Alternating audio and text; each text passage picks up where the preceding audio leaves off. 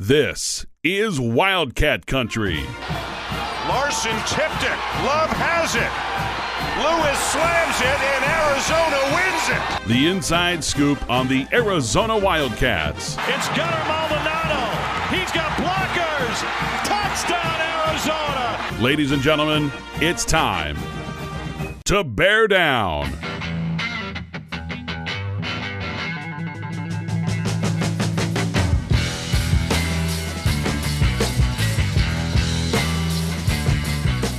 Welcome to another edition of Wildcat Country presented by Harrah's Auction Casino. Eric Cohen and Shane Dale, and it is Territorial Cup week. Arizona is ranked number 25. Now, before I let him talk, we have a big show.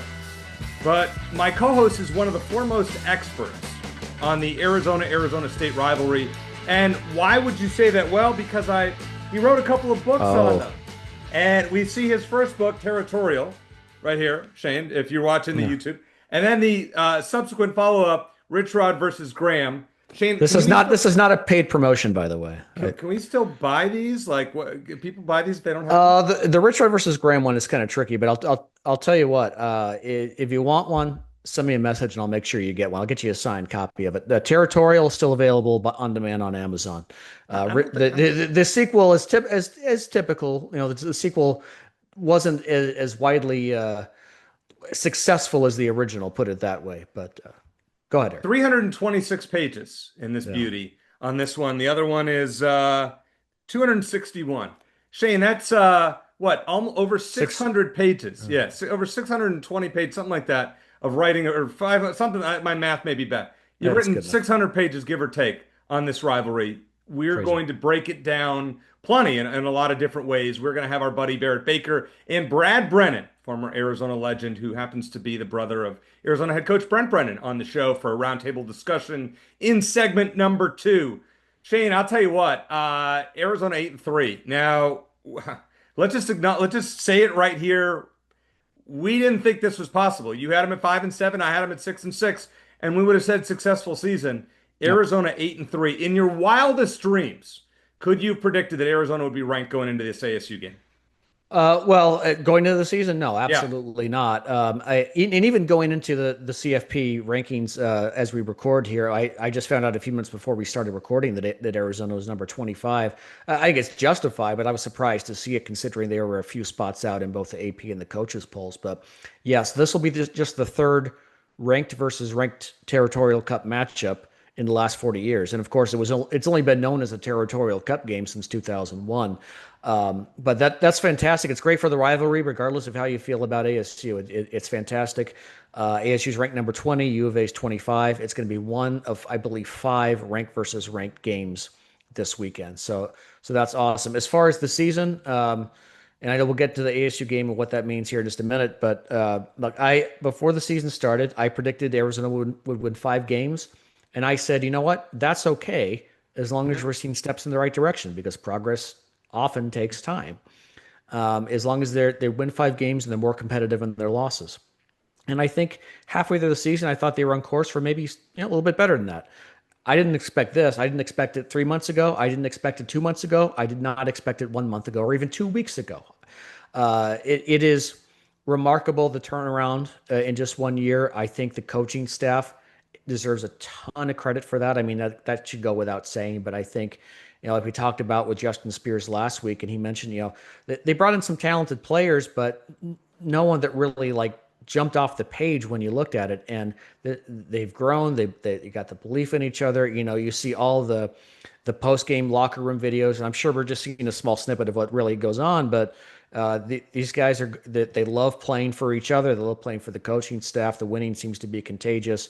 Whatever adjustments the defense is making after the first couple of possessions of each game has been remarkable. The offense has been consistent. There have been new heroes just about every game. It's been a lot of fun to watch, and I am thankful, regardless of the result. I know that our expectations are higher now, and we're expecting Arizona to be competitive and maybe even win at ASU. But regardless of the result, this has been a remarkable turnaround. And as long as, knock on wood, Brent Brennan and his staff stay in place, there's no reason that this kind of success can't continue. So the schedule next year is going to be tough. We have Yeah. months to talk about that. We'll probably get into that in January more when the schedule comes out. I will say this, Shane. A couple years ago on this show that I said the Utah game that we went to was the last home game of the 2023 season. Said it was one of the more enjoyable Arizona football games that I've been to. Mm. I would say the fourth quarter against Baylor would also be in that category. It was, and the fans who were there, and we'll talk about the fans yet again. The fans who were there were awesome. I mean, you look at what happened in section 201 and 202 with Did you have your shirt off up I there, did Eric? not. Nobody No? wants to see that, but I'll tell you what, it was wild to watch it grow from one road to almost, one and a half sections. It was unbelievable, and the team responded to it. Yeah. It was such an enjoyable. The weather was perfect. It was just it started raining just at the end of the game, but for most of the fourth quarter, it was just cloudy. It was very similar to the Utah game, and Yeah. Arizona fed off that crowd, and it was awesome. So one of the more just a great way to end the home season. Now, I've been to every Territorial Cup game with the exception of 2020 when we couldn't go since it became known as the Territorial Cup in 2001. I do not have tickets yet to Friday. I'm planning on getting them, albeit there is some price gouging going on. I'm hoping that they go down here later in the week as more tickets are going up, and they're not getting over $250 a ticket for normal seats. Come on. So those will go down. Just hold the line until Thursday, and then we can get them. But let's get to buy or sell and talk about Arizona football, maybe a little Arizona basketball as well. And this is presented by our friends at Ice Shaker and former Wildcat alumni or football alumni Chris Gronkowski. Shane. Well, yeah. This is the brother show. Chris Gronkowski, or I mean, really, Rob Gronkowski is the brother of Chris Yeah, Gronkowski, right. Of but course. Yeah. but he had created Ice Shaker and this awesome 40-ounce Legacy series with a handle, which I guess I didn't realize until Chris mentioned it. Apparently, it's more geared toward women if it has a handle on it. I never thought of it that way, but I like it too. It tastes good. It keeps your water cold, keeps your beverages hot, whatever you want. Definitely check them out. All right, Shane. Let's break it down. A lot to go over here. Number one, Yeah. regardless of Friday night's result against ASU, Arizona's coaching staff deserves a sizable raise and extension. No doubt, easy buy. I Oh, argue that I no, yeah, I'd argue that the coaching staff this season, and you may be surprised. Here's a bold because you like your bold takes. mhm. I would argue that the coaching staff, the coaching job this year, has been more impressive than what we saw in 2023 Yeah. because the Mhm. 2023 team I think was considerably more talented from top to bottom. Seth Dagey and Danny, and I don't mean that in a negative way. I'm not taking away from anything with the players have accomplished. I just think there was more star power, you consider, especially on offense on that team. Seth Dagey and Danny Gonzalez, they've done an outstanding job. Full credit to Brent Brennan for bringing them in, promoting Danny after last season, making some tough choices, both personally and professionally with the coaching staff. And Brent Brennan's obviously a guy that these everyone loves to play for. You can just sense it, you can see it. It's not a secret. Keeping coordinators is typically more difficult than keeping a head coach. You look at Arizona's opponent on Friday. Kenny Dillingham was an offensive coordinator at 4 different schools in 5 years before he became ASU's head coach. Seth Dickey looks like he could be on a similar path, right? So I don't say this in a cynical way, but realistically, Arizona would probably be fortunate to have Seth Dickey for at least one more year. Yep. But they have to find a way to make it happen. So yes, I think you have to lock that in, especially after we don't want Jed Fish part 2. I don't think we're going to get it. I think Brent's here to stay, but the rest of the staff, that's the problem when a non-blue blood program like Arizona has a good season. The blue bloods are going to be sniffing out, okay, what's special about these guys, and they're going to try to poach them. And then goes for players too, but it's been going for coaches for a long time. Shane, I just got a tweet, and it's from JT who's at Nitrate 1927 on X, and I want to read it because I think it was the point that I was going to make even before I read it. He said, if Arizona should win on Friday, I don't think there's any question this season is the biggest accomplishment versus expectations in Arizona football history. I Wow. would say at least since 2001 when I really, started going to school there and probably since at least the Tomey era, relative to expectations, if Arizona goes 9-3 in the regular season, 100%. The talent compared like in 2014 you had Kadeem Carey, you had Scooby Wright, guys that emerge. You don't have that superstar here. Yeah. Yeah. Well, I mean, except for maybe Noah Fafita, but He's I, he's a great I player. get it. I get exactly what you're saying. I'm just saying he's looked the part this year. But no, I understand what you're saying.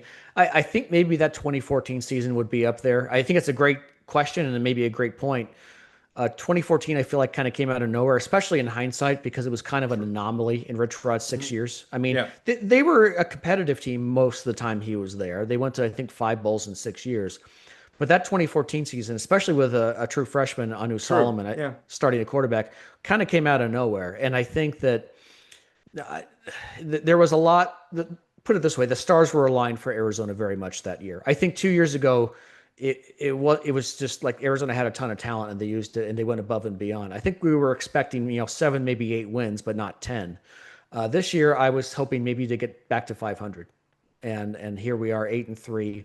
And again, the curse of expectations is okay. Well, now that you're this good, now people are expecting you to beat ASU. The odds makers are expecting Yeah. at this moment Arizona to beat ASU, and I don't know if that's exactly fair to them or not. And so now there's going to be disappointment if that doesn't happen, and the bloom's going to come off the rose a bit. But I think going into the season, if you had told me Arizona's going to win 8 games and they're going to be at least competitive against ASU and Tempe, consider what ASU did last year, I would have taken that all day. Shane, you know what's interesting about this line, and you and I will pick the game, obviously, last pick of the show, but Arizona's a 2.5 point favorite right now on the road at ASU. The home team is given between 3 and 3.5 points. So what they're saying is if this game was played at Arizona Stadium, the Wildcats would be between 8.5 and 9.5 point favorites against the Sun Devils. That shows how highly the odds makers think of Arizona and the way that they're playing right now. I mean, this is, and I think if we were to ask Brent Brennan candidly, would you have ever guessed that your team would be 8-3 heading into the Territorial Cup? If he were to be honest, there's no way he would say yes. There's no way. Nobody could have expected this. No, Nobody. This is no. a yeah, and this is why they should be. You at this point, I've asked this question multiple times. You have to give them an extension. Next year, is what we'll worry about next year. But for now, Brent Brennan has shown he can be the guy at Arizona, and he wants to be here. And Danny Gonzalez, I don't think would leave Arizona.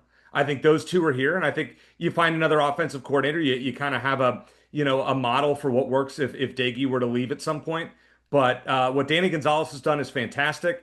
Brent wants to be here. Got to pay him. Number two, the odds makers have it right, Shane. Arizona deserves to be favored at Arizona State. Probably when you consider that ASU is without its starting quarterback, and Arizona's probably looked a little better than ASU over the last month.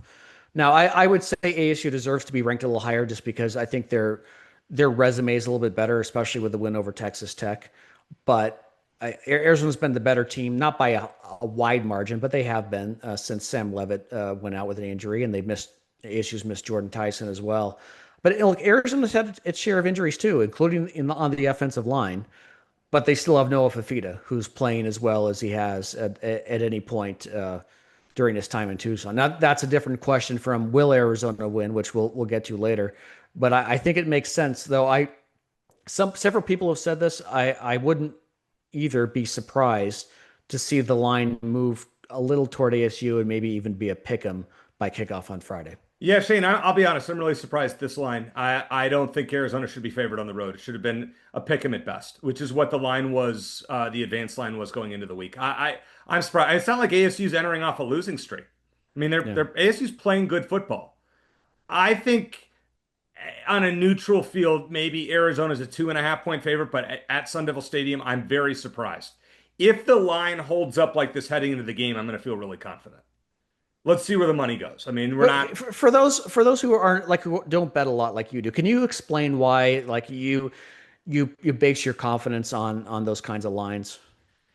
Yeah, I mean, sometimes the line, people that are in the know, let's say, now it's not a foolproof thing, but a lot of times when you see a weird spread by the odds makers and weird line movement, it shows that there's something up here that doesn't Yeah. necessarily make sense. And there have been lines throughout the year that, kind of didn't make sense. Now, look at Arizona last week. They started out as like a 4 point favorite. The line moved up to 6.5, and Arizona, annihilated him in the fourth quarter. The line went when the line goes in your direction, generally a good sign. I mean, you never know until they play the games, but I think at ASU, I think Arizona should have been about a pick 'em, maybe a 1 point underdog. So to see them favored, I'm very surprised, Do you honestly. think it's going to move toward the ASU Yeah, by I kickoff? would expect the line to go off about 1.5 or 1 point for Arizona when it's all said and done. That'd be my guess. If it's closer to 2.5 where it is now, it's probably a screaming buy for Arizona. There's some people that like those stock, when a stock gets to a certain point, it's a buy. And I never understood how that stuff works. Kind of similar if you're looking at betting lines here. If Arizona stays the 2.5 point favorite on the road, it's going to be a hard team to bet against. And that's not, I mean, if you want to do that, if you want to bet ASU and have an emotional hedge, go for it. But Do you bet this game typically? typically, I don't love this line, to be honest. I would probably just watch it as a fan. I don't, I'm not Well, like, I just mean in general. Do you usually bet the Territorial Cup game? yeah. Because I tell I people generally to stay bet, away from it. I will generally bet any Arizona game that I go to. Okay. So, or generally any Arizona game that's on, whether the over under, and the over under right now it was around 50-ish. I think I I'd saw have 48 and a half last I saw, which is 2 touchdowns less than Arizona Baylor was. I think that was like 62 and a half. Right, right. The line, yeah, 48.5. That's a tough one. We'll give our Yeah. picks later in the show as to how we stack up, but I lean towards the over as of now. Okay. Number three, Shane, not necessarily a buy or sell, but any realistic preference on the bowl game as of now?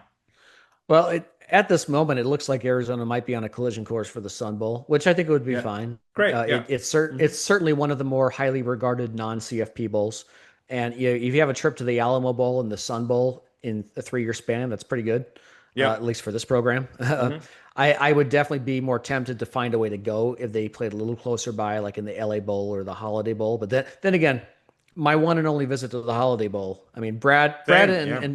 Brad and Barrett had a very pleasant experience at the Holiday We Bowl did in not. '98. We did not as fans. So 10 No. years later, that wasn't pleasant. So I don't know if I want to make that trip again. But and just in terms of like the prestige of a bowl game, I would be fine with the Sun Bowl or the Holiday Bowl. Yeah, I mean, the Holiday Bowl, January 2nd, Sun Bowl, December 31st. What I do not want is the LA Bowl, which was my original prediction, because it is on the same night as Arizona and Alabama Mm. in Birmingham at the same time. So Mm. I have a feeling that Arizona will, with 8 wins, I don't think they're going to go there. I think the Sun Bowl, where Arizona has not been in what, like 40 years, something like that. Fun. There's actually some Territorial Cup history related to the Sun Bowl as well. I could try to fit it in real quick if you'd Yeah, like, go ahead. since it is that time of year. So Yeah. a lot of people are familiar with the story of the Ultimatum Bowl in 1968, where both ASU and U of A were playing in the WAC at the time. And the Sun Bowl committee was poised to take the winner of that conference to the Sun Bowl, which is a pretty big deal at the time. The Sun Bowl, not nearly as many bowl games back then. But U of A's coach Daryl Mudra, I guess U of A had some swagger or what stroke, I guess. Stroke is the word I'm looking for. Some stroke with the Sun Bowl committee, and Daryl Mudra, before the ASU game that year, went to them and said, "Look, you either invite us before we play ASU." Because it looked like at the time the winner of that game was going to win the WAC. He said, "You either invite us before we play ASU, or we're not going at all." And the Sun Bowl committee caved and invited U of A. So they called it the Ultimatum Bowl. ASU beat U of A that year anyway, but ASU didn't get to go to a bowl game. Instead, actually, Wyoming won the conference that year, as fate would have it. But U of A went to the Sun Bowl and they lost that game as well. I actually have a Sun Bowl U of A pennant on my wall that I'll take a picture of at some point. And that's what ushered in the Fiesta Bowl, because ASU was like, we need a guaranteed bowl to play in if we play well enough. And Interesting. so the Ultimatum Bowl, that kind of led to the creation of the Fiesta Bowl. Little history there. Yeah. Love to hear it. Let's talk about the one negative. The home crowd has been the one disappointment of the 2025 season.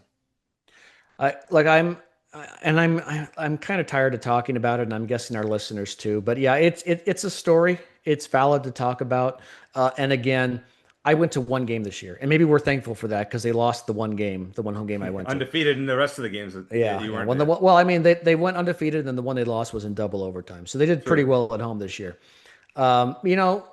When the video camera pans back to show the crowd when Arizona scores a touchdown, and you see so many empty seats, it's discouraging. But at this point, I'm not sure what can be done about it. Here's a question I thought of, and that you can answer, Eric, and then maybe those listening can share what they think in the comments. Say Arizona was having the kind of season that Indiana's having, which would be amazing. Indiana, kind of the same, not traditionally a football program, right? But they're one of the best teams if not the best team in the country right now, you could argue. Would Arizona have sold out any of its home games, even if they were that good? Yeah. You think so?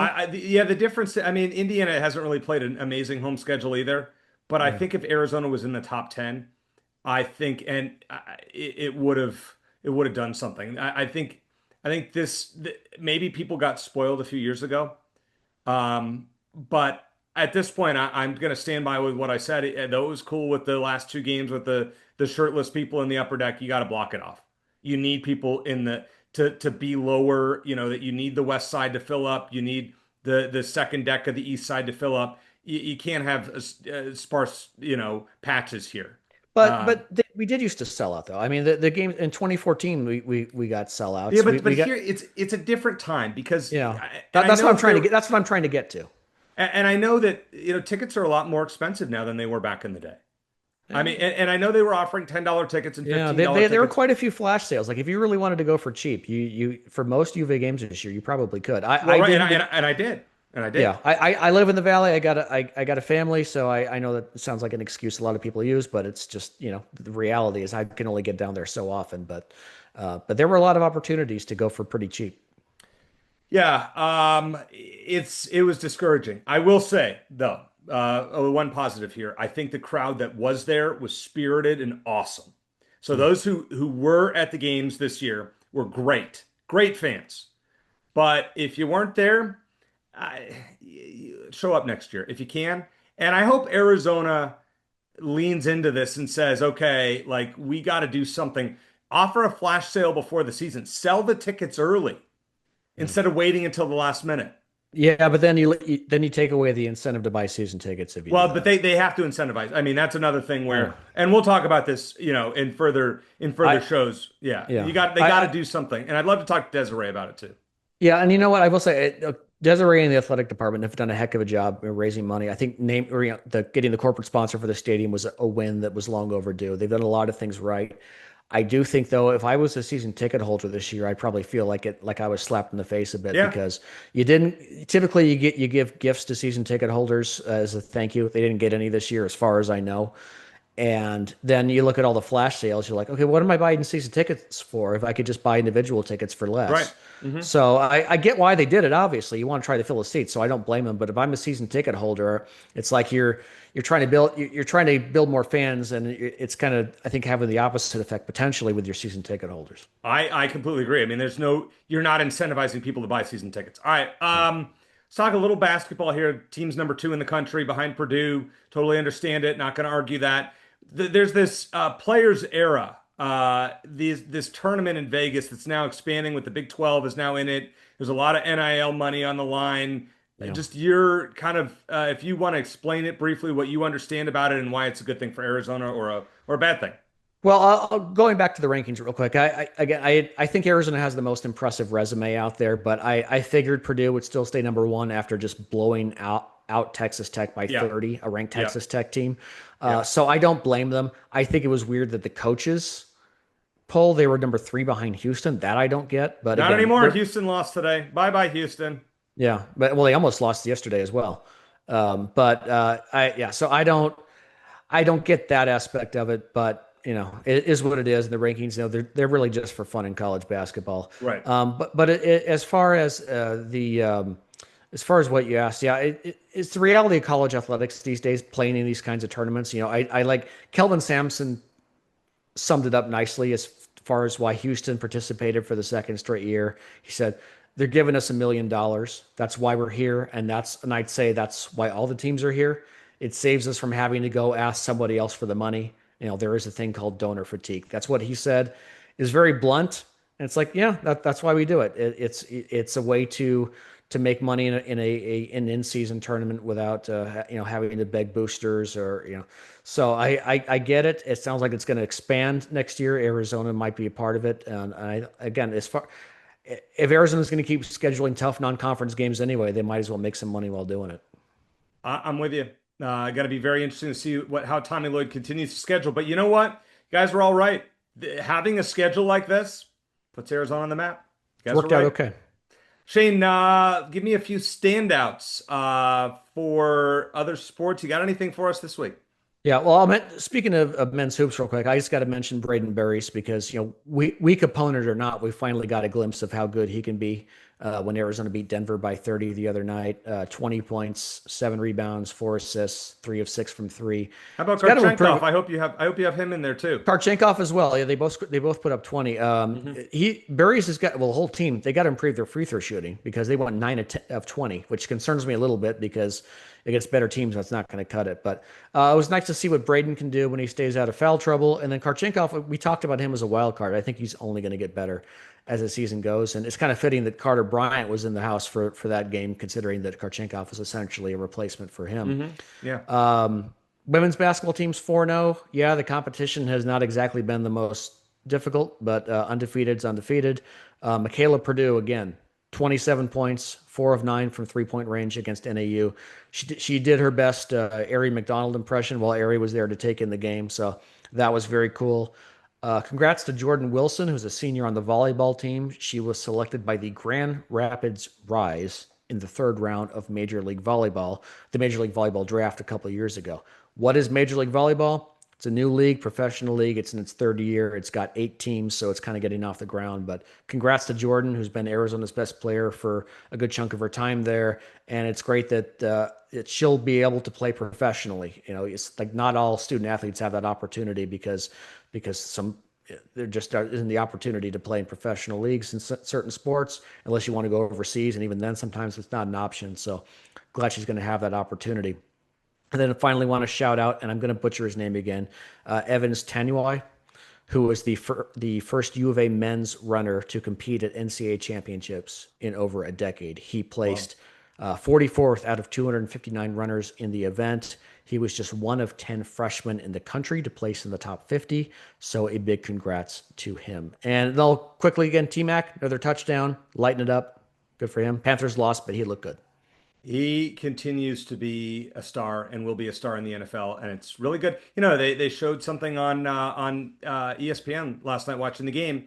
He had Noah Fafita on his shoes. He's doing some kind of like thing, and he had Noah's name on his shoes. Oh, I didn't see that. That's fantastic. Yeah, good, so it's something cool that he's always associated with Arizona, and that's really really important going forward.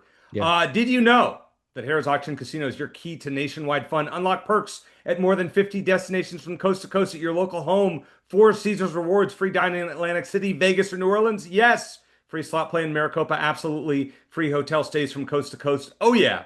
Get rewarded for all the ways you play at the official sponsor of play, Harrah's Auction Casino. Caesars Rewards is the nation's #1 players card, and Harrah's Auction is the only local casino that has it. We are very glad to be sponsored on Wildcat Country by Harrah's Auction Casino and are glad that they are going to be with us for at least another year in 2026. Coming up next, I expect a spirited Territorial Cup discussion with Barrett Baker and Brad Brennan here on Wildcat Country.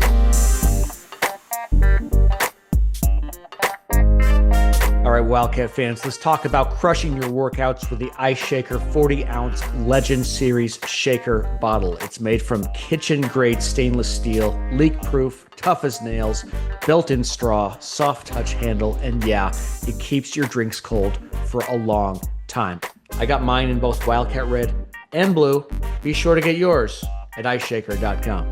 Shane, as we usually do for the Territorial Cup, it's time for a roundtable of sorts. We have our buddy Barrett Baker going to join us, Wildcat legend, of course. And then another Wildcat legend we haven't had on the show in a long time, Brad Brennan. We're going to talk about your ASU moments later in the show. But Brad, as many people who listen to the show know, your brother is the head coach of U of A. And the question here is, over the last year and a half, let's say, there have been a lot of haters. There have been people, including myself, who've said, I don't know, Brent Brennan's the right guy. He's been really, really bad. But unlike many, I will own it, and I say, listen, your brother's a great guy. Shane and I talked to him in May and whatnot. What do you say to people who have been haters of Brent Brennan now that he's 8-3 and Arizona is ranked number 25 in the college football playoff committee poll? I mean, immediate reaction is like, you guys can F off. But I think the more maybe, political answer would be like, this has been the problem with U of A since forever, right? You guys have always brought in a new coach, and rarely given him enough time to actually make something happen. And the ones that have seemed to leave, and the ones that want to stay, you seem to run out of town quicker than they should, perhaps. So I think like if everyone could just back off a little bit and let somebody build something for once, I think that's exactly what we're seeing happen here. And this is what Brent's always set out to do. All right, so then let me follow up with you on this one. We've seen the attendance. Barrett and I have talked about it. Barrett, Shane, and I have talked about it. What's your take on what we saw from the home attendance in Tucson this season? Tucson is a fun place. Okay. So I think different from some other schools, there's you know, you can go to the University of Arizona and have a lot of fun in other ways than just going to the football game. People are going to have parties at home. People are going to have parties at the bars. People are going to do things that at some other schools it's not just the culture there. I think you go to SEC schools and that's the culture, right? They're going to miss Thanksgiving probably to go to the football game, and then they'll catch up with their families after. So I think it's just a different environment there. I think though, if you can kind of start building that culture, year in and year out and have successful teams, then you're going to have a much better chance to get everybody at the games for sure. Uh, uh, Great first answer, Brad. That was the most polite middle finger I've ever heard. I wanted him to say the F word on the show. I'm sure that's coming. I'm sure it's coming. Yeah, appreciate you guys joining us. I know it's tight, especially around the holidays, but that's Territorial Cup is synonymous with Thanksgiving. Barrett, let me bring you in. I want to just reflect back on the Baylor game. Arizona, it's a close game for 3 quarters. Arizona blows it wide open. What impressed you the most in that game, specifically from the defense, which has allowed 13 total points in the last 3 games combined? Well, BB would attest to this speech, but we had a great coach that said, we don't know where, we don't know who, we don't when, but some Wildcat's going to make a play. And I think this team has that same sort of mantra and belief that at some point, some Wildcat is going to make a play. And that's generally what we've seen with this team, especially in the fourth quarter this year, where, whether it's an interception, Jabari Mann with the pick six, whether it's Tay Brown coming up and causing a fumble, these are huge plays to be made when the game is on the line, or a Hudson coming down with a 50-50 ball. There was a lot of ways that we were able to make big plays, impactful plays when the game was on the line. But going back, we did the same thing against Kansas. That's the tradition. That's kind of what this team has latched onto, that now there is a belief that in the fourth quarter, doesn't matter if there's 30 seconds to go or 30 minutes to go, we know that we're going to be the team at the end that has more points on the scoreboard. And that's because they're well coached. Coach Brennan, throughout the course of the week, has instilled that belief. And it's a beautiful thing to see a team that was 4-8 last year and left for dead have that belief that we are 2 plays away from being 10-1 and the talk of the country, but we're 8-3 and still the talk of the country because they're doing it right. Right, they are building the program behind the scenes, strength and conditioning, Geiska, Fletcher, picking the right guys, the position coaches coaching them correctly, and then at the end of the day, you got Coach Brennan. That I think Brad knows this. It's not all sunshine and roses behind the scenes. Like, he will get on your blank if you're not doing what is expected and what the program needs you to do. And that's from a coaching standpoint and a player standpoint. So now, a year into this thing, 18 months into this, we're seeing that build up and really pay off. Brad, let me ask you, as a former wide receiver, I feel like the wide receiver unit is one of the most improved on this team. And Chris Hudson obviously has become the go-to guy for Noah Fafita, but just in terms of catching the ball, we saw some drops early in the season, and now we're seeing some fantastic catches. Chris Hudson made a couple against Baylor. Chris Hunter made a one-handed catch the week before against Cincinnati. What do you think just about the maturation of the offense under Seth Doege? Yeah, I think Doege has made a real noticeable difference in this offense. I don't think that's a surprise to anybody. And to my brother as well. I mean, he gives him praise all the time, and especially him. And when you have a combination of him and Coach G on the other side, Gonzalez, that like you're seeing some real stuff happen on both ends of the ball. So, but Daggy, I think he comes from offense. That's what he played. That's what he grew up in. I think like those guys that have like really a good knowledge of it and actually can talk the talk and walk the walk, they've been there, done that. I think that they have like a really good understanding, but also like they understand how each piece plays its part into being a successful offense. And then the receiver side, I mean, you're seeing guys make plays. You don't know which guy it's going to be each week. You mentioned a couple of them, or Spivey, or whoever it is. It's like, and Brent comes from that world, and so I know that he's all over their ass when they're dropping balls or something that's just not acceptable as receiver. And so I think you have all these guys that come from these like special parts of an offense, to where they can really lean on these guys and they can talk the talk and walk the walk with all of it and how they're kind of coaching them up. Brad, I'm going to come back to you here, and then Barrett, get ready. I'm going to throw you a dime here after this one. Brad, one thing that Shane and I noticed when we were talking to your brother in May is that he was more fiery. I mean, we're sitting there having just a two-on-one conversation, and he's dropping F-bombs. I'm going, yes, Yeah. this is. I've noticed on the sidelines, we've seen kind of a different fire from Brent this season. Have you noticed anything, behind the scenes? Like, is your brother different now than he was a year ago, would you say? Yeah, it's funny. I was talking to Brooke, which is Ben's wife, Ben Thien's the wife, but and they had just come out of a players meeting, and she's like, I said, how was it? And she's like, like this version of your brother is the best version that I've ever seen. And like I've seen it too. And I don't know if he's like drinking green teas and doing seances in his bedroom or what it is, but I think it's working. And I think that he always comes from this very personal, emotional side. I think we've seen that from the beginning.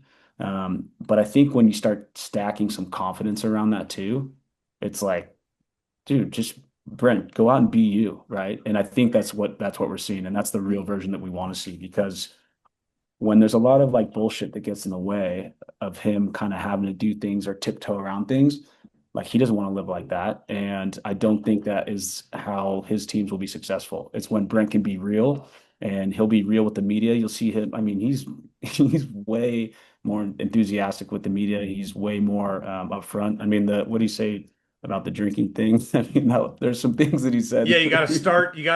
You can't drink all day unless you start early, something like that. Yeah, yeah. So I think he just, he knows, and he also knows that, there's an entertainment side to this business too, and that the fans, the students especially, you got to get them involved. You got to get them fired up to go to these games. All right, Barrett, you have been an unabashed Brent Brennan defender throughout. You have been positive about this team last year and this year. So tell me, why is Arizona going to beat ASU on Friday? I mean, we've seen 11 games worth of footage or evidence as to why we are, and that's just because on the defensive side of the ball, we've used upwards of 25 kids. That it doesn't matter if you're the starter or the third string kid like Jabari Mann that's come in and making a huge impact because they're well coached at all three levels, right? Coach Joe, Coach Bringale, Coach RC, Coach Viney, and then overseeing that is obviously Coach Gonzalez. And there's always going to be something that they give that's a different look, or they can make an adjustment to shut teams down. And then to BB's point there, offensively pick your poison. Are you gonna get a dose of Mahdi? Are you gonna get Ked? Are you gonna get Quincy Craig? Or are you gonna get 5 wide receivers? And I think Coach Daggy has done a great job of being able to basically find something, whether it's late in the game, split back formation. All of a sudden we do that, and boom, we bust 2 runs to put that thing away. So I just think we're a really well coached team. And when you're a well coached team with a great chemistry and 100 guys that have bought into it, the sky's the limit when you see things like that. And just to tiptoe into something real quick about how things can quickly change in college football. Like last year was crazy when it came to the injuries and just some of the bad luck that we saw. And Coach Colin Carroll, right? A lot of people were ready to run him out of town. And then you look at the difference between that year and this year when it comes to really having two guys that have been lost for the season due to season-ending injuries. We're 11 games into this. We're banged up right now. But the belief in the system and getting the right kids in there, it takes a village. We say that all the time. It takes a village, and we've seen that come to fruition this year. And this is a team of destiny, right? Go out and take care of business. Make a play like Brad Brennan made in 1997, when no one's paying attention, and he catches them off guard and streaks down for a touchdown. That's what this game is about. Barrett, can you pinpoint exactly what's going on with the defense in terms of them just after the first couple of possessions, like we saw against Cincinnati and against Baylor, they go right down the field and score a couple times, and then Arizona shuts them down for almost the rest of the game. Is there something like in terms of some sort of adjustment or scheme change that you're seeing that's allowing the defense to lock down after they kind of get acclimated to the team they're playing? I wouldn't overstate what my expertise, but football is pretty simple on defense. You got 11 guys that got to get to the ball with a bad mood. But they've got 11 guys on offense that are big, strong, and quick as well. And when you lose one fit or a gap, whatever that may be, then that's when you get gashed. And so early in the game, how are they going to block you? And if they're doubling one guy and this and that, or sometimes like literally the first play of the game for Baylor, they go for 30 yards. Dalton was late getting over there. Right? They throw literally a swing pass out or just a quick screen. Brad would tenaciously block that as the wide receiver. That safety's got to run down there. He's got to make the tackle for a 2-yard gain. But Dalton was late to that. Later in the game, when he gets there on time and makes that tackle, it's a 2-yard gain. So sometimes it's just a guy being where he's supposed to be. And at the beginning of the game, the juice is flowing. And you can kind of settle in once you've seen what they're doing and just the flow of the game. And it just slows down a little bit. And when things are slowing down and you're making little adjustments about, who's taking this gap, who's taking that gap. And they've done a great job of doing both of those things, taking the emotion out, trusting your keys and your reads, and then making little tweaks. I want a question for both of you, and Brad, I'll let you start. It seems like winning is kind of contagious. I mean, you guys knew in 98 when you just stacked one win after another, and this team they've been stacking win, not quite to the extent that you guys did, but 4 wins in a row is pretty impressive. All since their bye week, is momentum not just in game but from game to game? Is that a real thing? Is that something that you think this team can ride into Tempe? Yeah, I think it has to do a lot with belief, right? And so when you start seeing some success, it kind of validates what you're believing in, right? It helps when you see some signs to really kind of be all in. I think Barrett, had said it a little bit, the buy-in thing. Like this team is bought in, man. Like I think that's one thing that is like noticeably like different than some teams that you see across the country. Whether they're successful or not, but typically whether they aren't successful, those are the teams you don't really see and see those guys running around, bouncing around, having fun, hugging each other. I mean, this team is having so much fun if you just watch them play. And so I think that's one of the main things that really they've kind of relied on is this belief in each other, and then having fun and going out there, and I think it's showing up on the field, and obviously in the win column. All right, Barrett, it's time to reminisce. You played in several Territorial Cups. What is your favorite? Give me a run through the wall story. Like that people are listening are going to get all fired up when we hear Barrett Baker tell this story of a Territorial Cup experience. Well, I'll just say 2 things real quick. My dad was an ASU alum, and so that was the side of the tracks that I was raised on.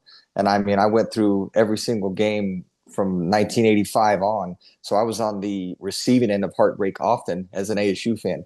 So going to Sun Devil Stadium in 1997, the night before the game after our Thanksgiving meal, and Coach told me saying that right here, gentlemen, look around because this is where it's going to happen tomorrow night. And to stand on that field, and then, the 24 hours later, like I referenced, watching Brad go down and make a back-breaking play and knocking them out of the Fiesta Bowl, that was fantastic. The second part, if you want the rah-rah story, was probably going out for the coin toss in 1998. And Shane's heard this story before, but, a coin toss is generally cordial and it's heads or tails and good luck. And KE Kelvin Efon, boy, he about 10 yards away from their four captains, he lit into these dudes, basically telling them where he was going to be and what he was going to do to them for the next 60 minutes. And it was relentless, and it was caught me off guard. And he was so intense that at one point the referee actually said, if you say another word before the coin toss, we're going to give you an unsportsmanlike. So there was no cameras out there for that one. But that was the emotion of that game, and that stemmed back from 2 years earlier when Glenn Gable cheap shot at Daniel Greer. But KE, that hatred for them was real, and to be standing there next to the guy, right, and just listening to him light these dudes up before the kickoff and even tell them what was going to happen for the next 60 minutes. That was a moment in history I wish people would have been able to see, because it was awesome. Brad, I just looked something up. This is really interesting. You had two 100-yard games in your career. Can you name who you played when you had those 100-yard games? Ohio State and ASU. That's correct. You showed up in the biggest games. And ASU had 111 yards on 3 catches, including that 72-yard touchdown to make it 7-3 Arizona early on. What do you remember about that play? I had like a little stutter. I think Dennis went out into the flat and they jumped. It's funny, the play, you remember pretty vivid moments on these like random plays, but and I kind of stuttered, and the safety at the time was Fright Night. What they call him? Fright Night Freeman or something like that? Yeah, number Mitchell 13. Friedman, yep. Number 13. Yeah, Mitchell Freeman. And so I had a stutter, and he was a little bit too far off the hash, and so Keith threw a dime down the field, and I think some people in the stands thought I was going to get hawked by Fright Night, but that did not happen on that day, which I was very grateful for. What goes through, Brad? What goes through your mind, like when you know you're scoring a touchdown and the crowd's going crazy? What goes through your mind in a moment like that? To kind of, Trunk had the big game that everyone remembers, but that play kind of set the tone for the offense. Yeah, there was a little momentum shift, I think, when I scored in that play, but I think like my first thing in my mind is like, just catch this ball, right? Don't fucking drop this thing. and then it is like, hey, this is a race to the end zone, because you have some space. I don't know how much, but you have some. And so I just remember kind of like picking up my legs and just getting in there as fast as possible. But for me, whenever I scored or something, the excitement of like having my team come and rally, those were like some of my greatest memories, and having my team jump around and go crazy and smack your head. And all right, so let me ask you this, Barrett. You're watching that play happen on the sidelines. What's going through your mind? I mean, it's always great to see BB and his 13 beat BB and their 13, right? Mitchell Friedman. It was the battle of the 13s, and the right 13 won that one. And then I'll never forget BB in the Holiday Bowl, like catching that dime, that laser beam down the seam against Nebraska to go for the go-ahead touchdown, and Brad doing his double jump up, so to speak, 3 times there like a super Energizer rabbit. Man, that was I can see it right now. And so I just think that scoring's hard, and stopping teams from scoring's hard. And so if you can do either of those things, that's why you play the game. So, and when someone's doing it like Brad, I don't think people realize how good he was. Okay. Cause Brad, what were you, 170 pounds, BB? And I mean, but a tenacious blocker, right? 160, tenacious blocker, smooth route runner, great hands, all of those things. He would kick tail in today's game where they're running these no huddle offenses and running 70 plays a game. I mean, you guys still huddled up, for heaven's sakes.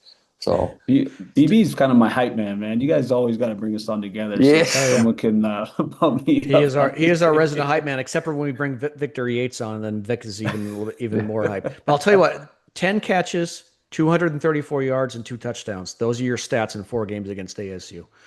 Pretty impressive. Oh yeah. I didn't know that. Yeah. Brad, let me ask you: was Brent at some? He was at some of those games, right, against ASU? Yeah. In fact. When he got the job and someone had posted a video of us in the stands and going crazy, I think someone thought that was the Holiday Bowl. That was actually the game up at ASU that year when we had beat them. So, forgive me, this is probably a dumb question. I'm going to ask it anyway. Does Brent get it? Like, does he really get this rivalry? Just how nasty it is? I know. I mean, you went to U of A. He didn't, but he's experienced it, right? Oh yeah, he's well aware, and I think not just from kind of my experience there. He was there, our senior year too, so he knows how deep rooted this thing is. He knows the hatred. My sister went to ASU. I love her, but I remind her every day how much I hate her school.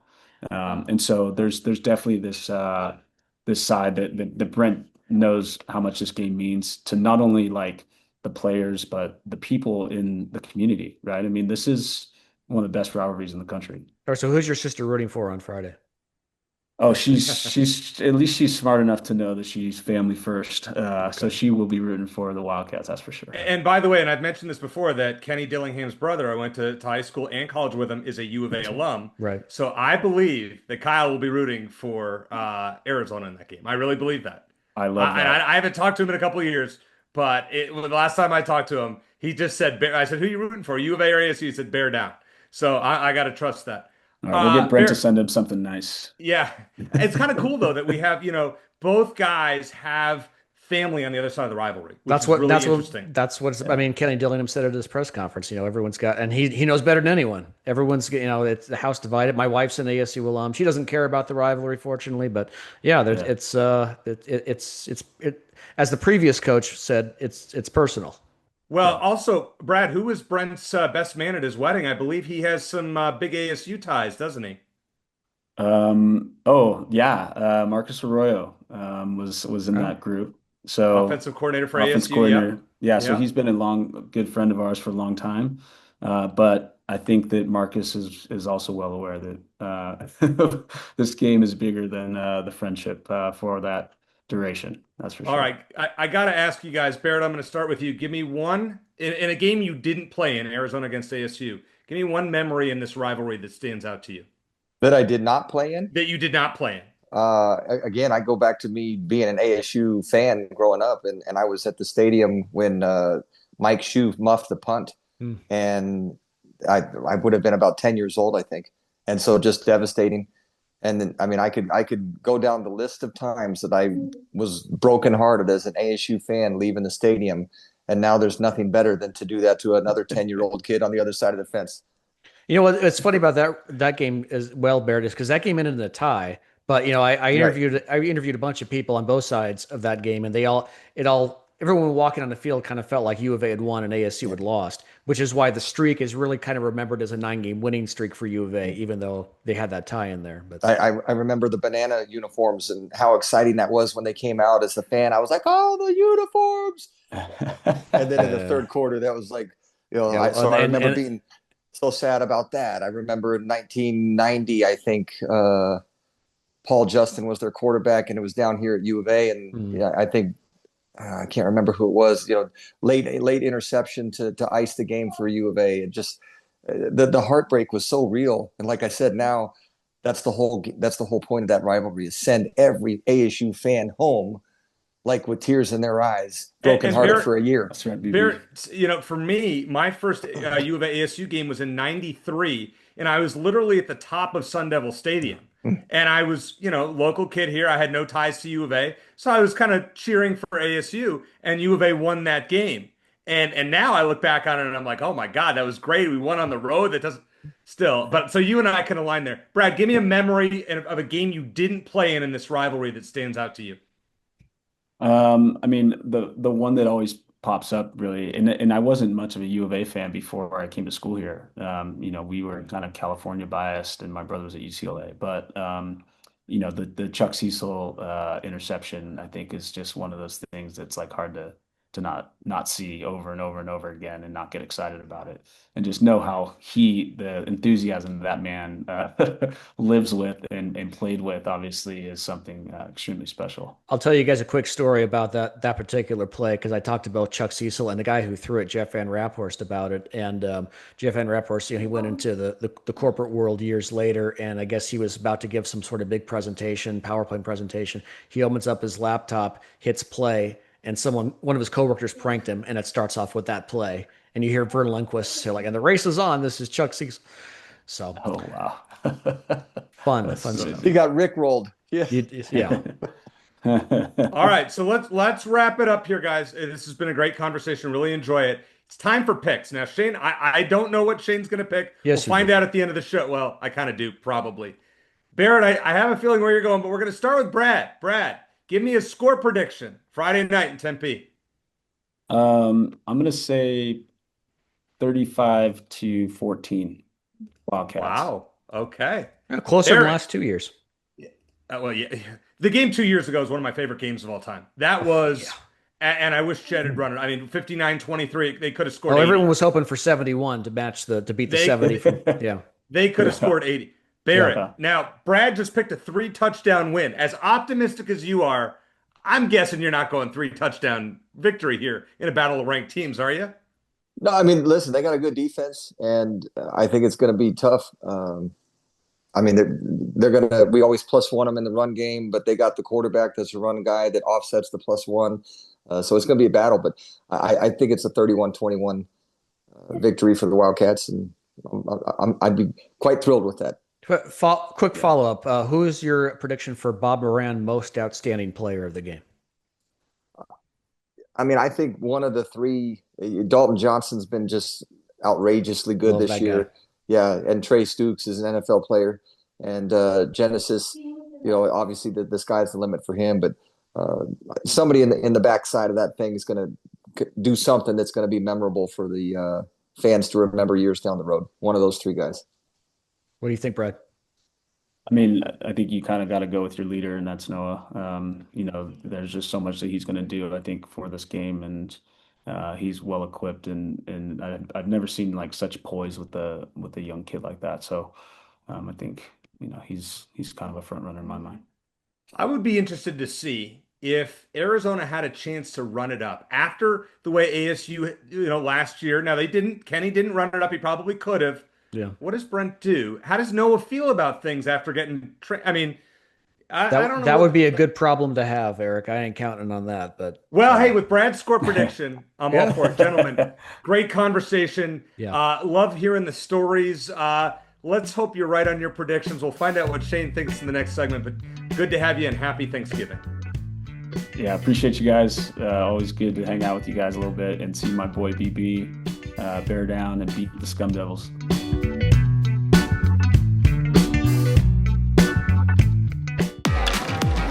Discover more Play for All at Harrah's Auction Casino. Hi, folks. Here are your drinks. Where having fun means racking up reward credits with the Caesars Rewards loyalty program that can be redeemed for food, free play, hotel stays, and more.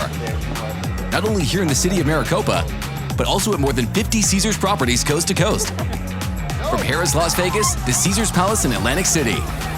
What are you waiting for? Play for All at Harrah's Auction Casino, the official sponsor of Play. Shane, I hit my upset special last week. I hit my Arizona pick last week, and I still only gained 1 point on you. Down 7.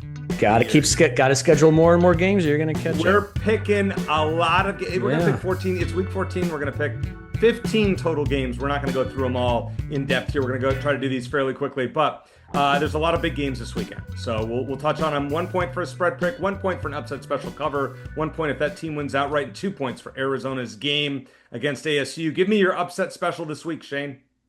Oh, what did I have in your notes here? I had Kentucky getting to 6 wins with Mark Stoops as a 2.5 point underdog against Louisville. Louisville's kind of in a downward spiral right now. They don't have the ACC. Unlike half of the conference, they don't have an possible ACC championship game to play for. So I think Kentucky gets to 6 wins and Mark Stoops gets his 6th win of the season. Let's go through the non-Big 12 games. You and I both picking Texas at +2.5 first of all, I got to give my what are you doing, man? My upset special. I was trying to run through. New Mexico +1.5 at home against San Diego State. I think the Lobos have won 5 straight games, and I think they have a chance to get into the Mountain West Championship game with a home win. So I'm taking them. Kind of a weak pick, +1.5. I would have given you more, but took a 4.5 pointer last week, so I guess that was something. Another team that I think is going to win the game outright is Texas +2.5 home against A&M. You're picking them as well, Shane. Will they win the game outright? Yeah, well, probably. This is a tough one because it's like which A&M team were we going to see? Did we see the real A&M when they barely survived South Carolina? I went back and forth on it, but I eventually when I was inputting the data, the pendulum swung toward Texas during that brief fleeting moment. So that's what I put in.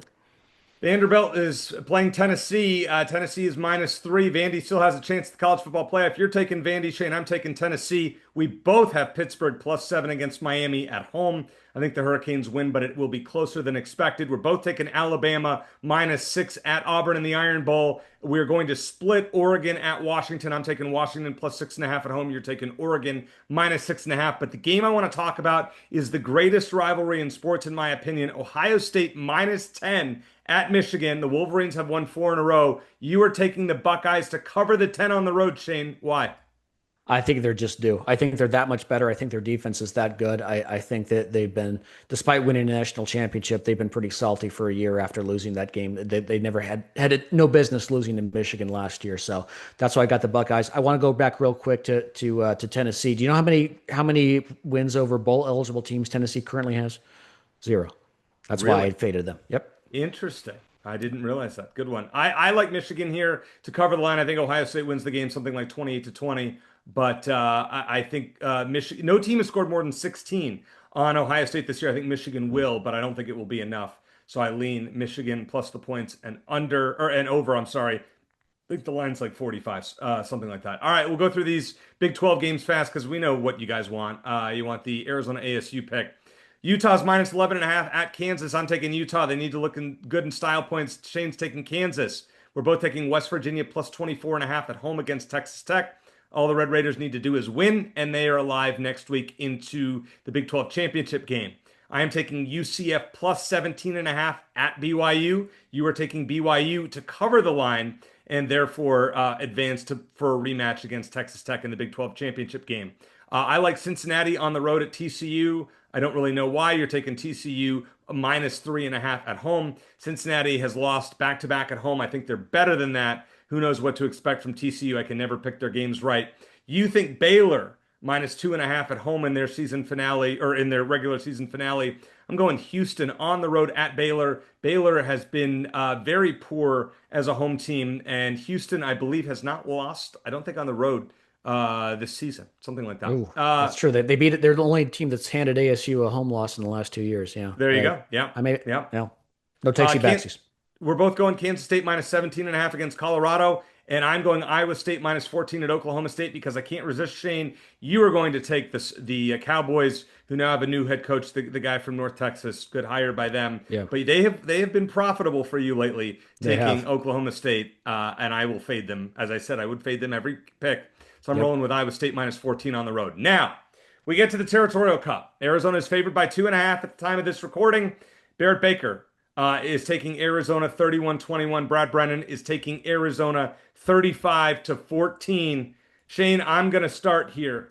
I think Arizona's going to win this game. I think you talked about momentum, and I think this is the momentum for Arizona. Seeing what they've done the last 4 weeks, they are playing as well as any team not in the top 10, we'll say right now.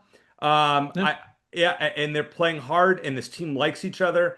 And I think they owe them some payback. For those guys who were there last year and lost 49-7, they owe ASU some payback. So I'm going to go with a road upset. Arizona 27, ASU 23. Road upset in that they're winning on the road, but they are favored at ASU. So I'm taking the Wildcats by 4. Shane, I don't think you're going to be picking Arizona in this game, but let's see what you say. Well, I get kind of a long-winded response, so stick with me. But first of all, we haven't talked about the fact that ASU still has a chance to compete in the Big 12 championship game. Not likely, but as of Friday night at kickoff, they will still have an opportunity. Yes. So that's a subplot there. And I think I'm fine with it. It adds more to the rivalry. I think that's good. I think the beginning of this game is going to be interesting because U of A's gotten off to some bad starts defensively lately, but ASU's gotten off to some bad starts offensively. But my guess is U of A will probably give up a couple early scores like they have in the last couple of games before they get settled. Arizona's trailed at halftime each of its last 3 games, and they've won all of them. So there won't be any panic if that happens again. So that's a good thing. I think the number one factor in this game is how well Jeff Sims runs the ball for ASU.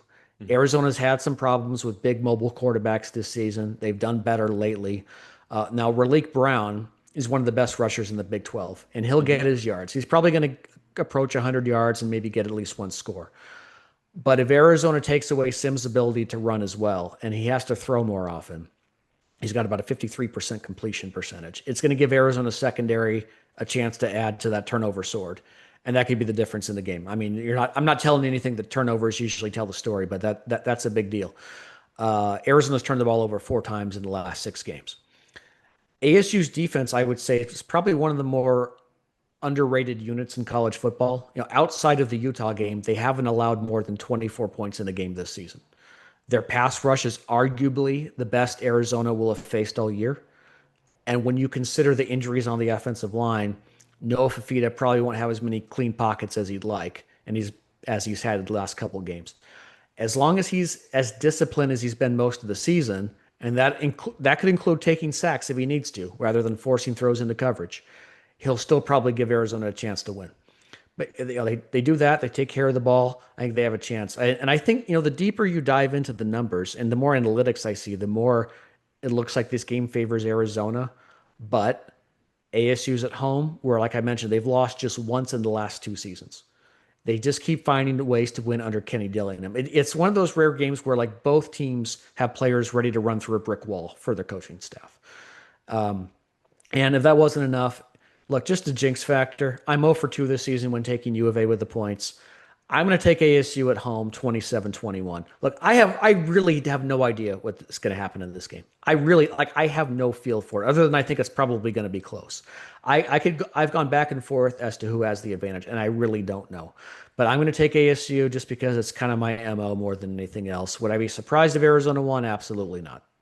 Well, when we all pick together, we usually lose. So the fact that you differentiated it, hopefully, is a good sign. There you go. For all of us. And you have enough of a lead on me that you can afford to lose the 2 points to me. I would gladly lose the 2 points to you. Yes. Hey, listen, another great show. Happy Thanksgiving to all of you out there. Hope you have a great time with your friends and family, and hope you have a chance wherever you are to watch the Territorial Cup game on Friday. It should be interesting. We'll just say that. Thanks to Brad Brennan. Thanks to Barrett Baker for joining us. As always, thanks to Shane Dale for his great wisdom on the show. For Shane, I'm Eric Cohen. Thanks for listening. And as always, especially this week, bear down and FASU. You know what I meant.